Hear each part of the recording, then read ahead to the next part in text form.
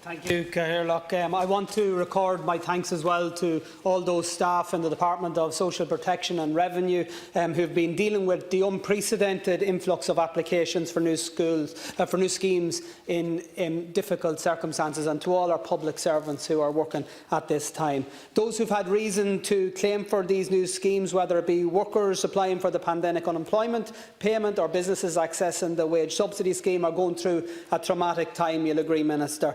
They have the clear concerns of us all about the health and well-being of their family, but also about whether their jobs will ever return, and they're worried about how long this crisis will last and whether they can withstand the financial cost of delayed restrictions. I want to put on the record as well, Corla, that they are livid about the actions of the banks that thought that this week was an appropriate time to deduct their exorbitant fees from their customers' accounts. And I think it's clear, this House should be clear in saying that these charges should be stopped during this period, and the monies that were deducted this week should be returned. They each understand, and the people we've been dealing with, that it's not possible for government to address all of their concerns. What they expect is that the government will recognise the contribution that they have made to our society through the work and the role that they will play in any economic recovery that will follow. And it's in that context, Minister, that I want to raise the situation of a cohort of workers that have been abandoned by the government measures, and that is those who work in this state, who pay their taxes in this state, who can't pay their PRSI contributions in this state, but who happen to live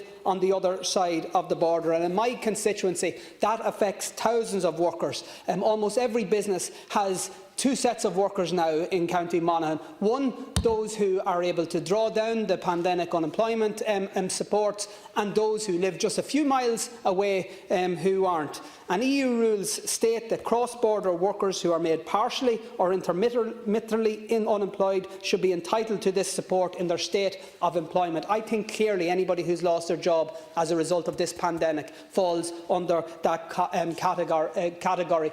This is an emergency situation, as you will acknowledge. Emergency and exceptional measures are required, and therefore I am asking you today, Minister, if you will commit to reviewing that proviso to ensure that all workers who have contributed to this state's finances and who will be pivotal to the economic recovery that we hope will follow, particularly in the border region, that they are supported during this time. Guramahigat.